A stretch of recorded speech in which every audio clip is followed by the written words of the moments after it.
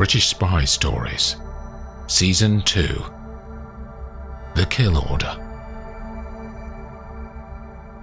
Episode 15. A watery blue sky lays across Belgrade as Gabby watches the traffic navigate the square in front of the hotel from her room on the 4th floor. The telephone warbles a gentle trill from the sideboard, and she picks up the receiver. Reception tell her that she has a guest, and he's waiting for her in the restaurant. She checks her watch. It's 11:34 a.m. The lift doors open onto the vast expanse of the public spaces that sit on the ground floor of the Square 9 Hotel, and she strides across the marble to the carpeted room that sits at the back of the building. Customers are dotted at tables drinking mostly coffee as Gabby scans the room and sees Barbu sitting alone at the far end. She walks to him and Barbu looks up, but only at the last moment before she arrives. "Fraulein," he says. "Mr. Barbu." She sits opposite him. "You made an impression last night." His eyes have the slightest smile that she's ever seen. He's a man unsure if he should lighten the mood yet. "Good," is all she says. "Darius is in a private hospital," says Barbu.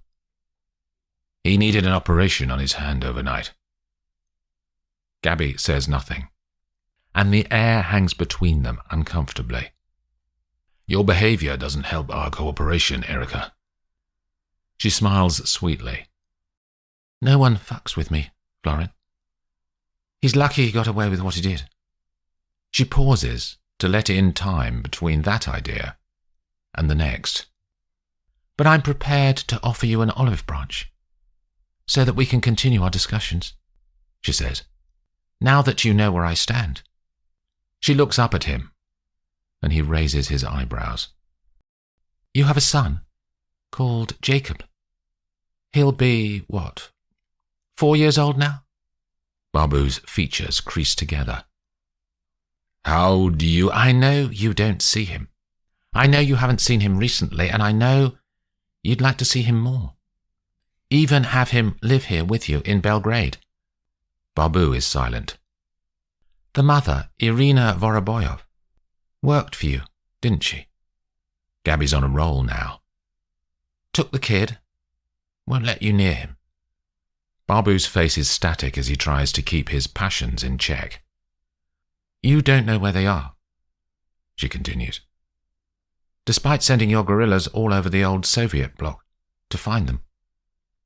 "I'll find them soon," he says. "I have 2 teams searching now."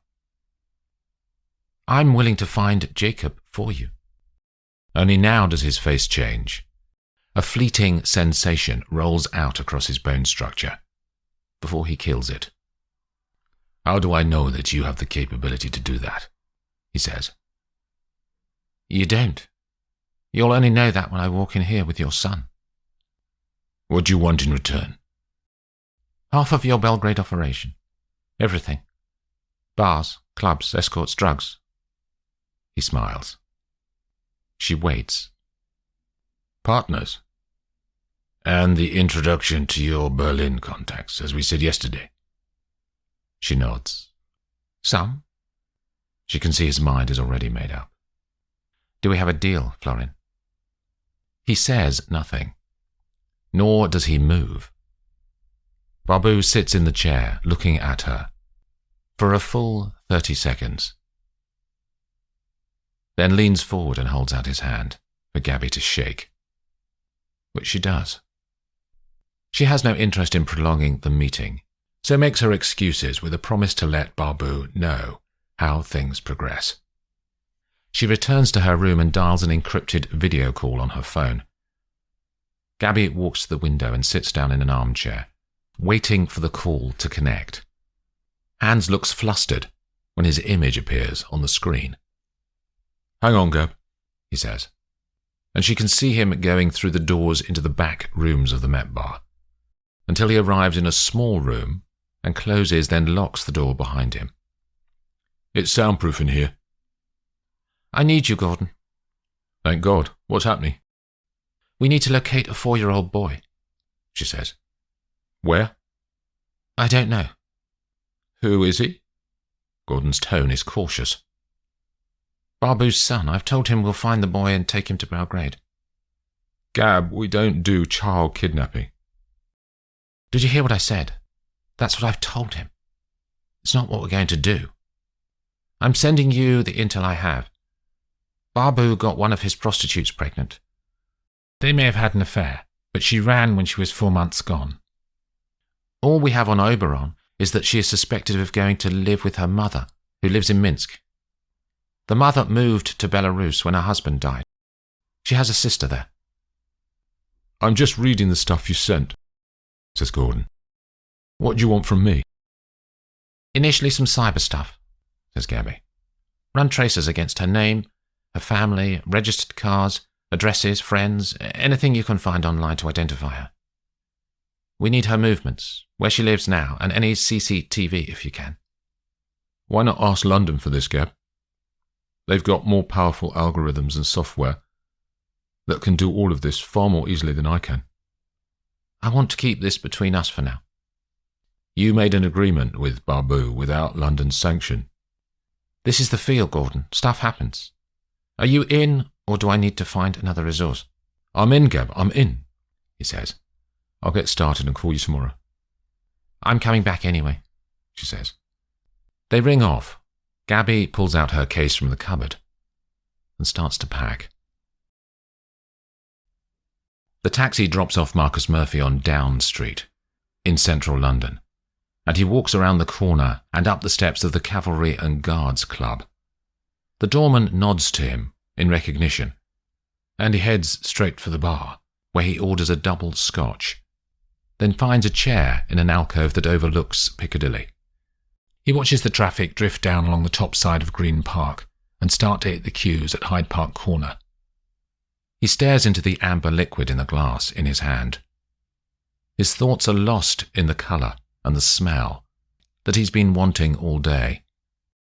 The shaking in his hand has stopped, and he feels calmer now. He thinks about that Morrison jab, and how he is causing so much trouble. Why couldn't he just stay in the bloody safe house and bide his time? What's the bloody rush? Marcus doesn't rate Sir Bernard Mackintosh, now that he is working directly for him. When Marcus was station chief in Berlin, Sir Bernard seemed more credible. But there had been Sir Stephen Lawton between them, so he was protected from the incompetence of the more senior man. Marcus needs to make sure that other people see Sir Bernard for what he is, an old-school has-been. The man doesn't know about modern espionage. He's still caught up in Cold War thinking. It's all different now. Marcus's mind races through the options he has to expose Sir Bernard. Now that Sir Bernard has taken Operation Windfall from him, Marcus needs to ensure that it goes wrong. Then it will be seen as his boss's fault. Sir Bernard will be retired off somewhere, and Murphy can take his place. A steward approaches him and tells him that his guest has arrived.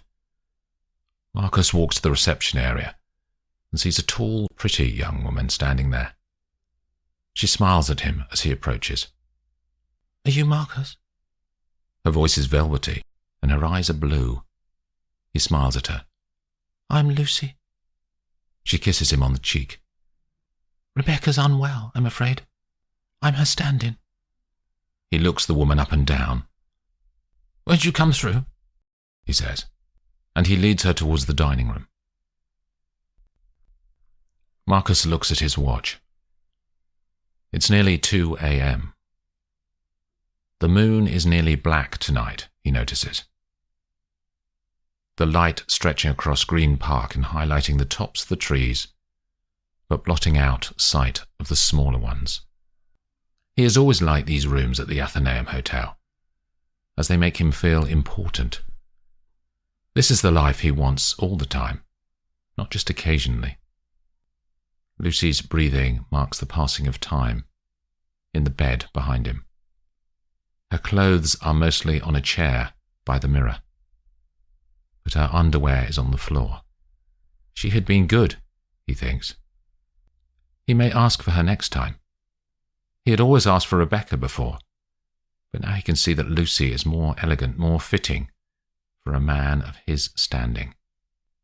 He leans over and pours more scotch from a decanter that sits on a small, round, deep red mahogany table under one of the tall windows in the room. Lucy turns in the bed. He stops momentarily, but she doesn't wake. His mind goes back to his plans for Sir Bernard. How can he undermine Operation Windfall? Where is there something in the op that is known to some of the MI6 agents involved, but not all? In his mind, he goes through what Gabby and Laravel had written in their daily reports. Then he remembers. And he knows exactly what he'll do to make Sir Bernard look like an idiot. He gets dressed. He'll be back home in an hour. His wife won't have even noticed he's not there, probably shagging her tennis coach in some ghastly provincial hotel. He buttons his coat, reaches inside his jacket, pulls out £300 from a roll of cash, and places the notes carefully on the duvet. Then he goes downstairs, walks out to Piccadilly, and hails a cab.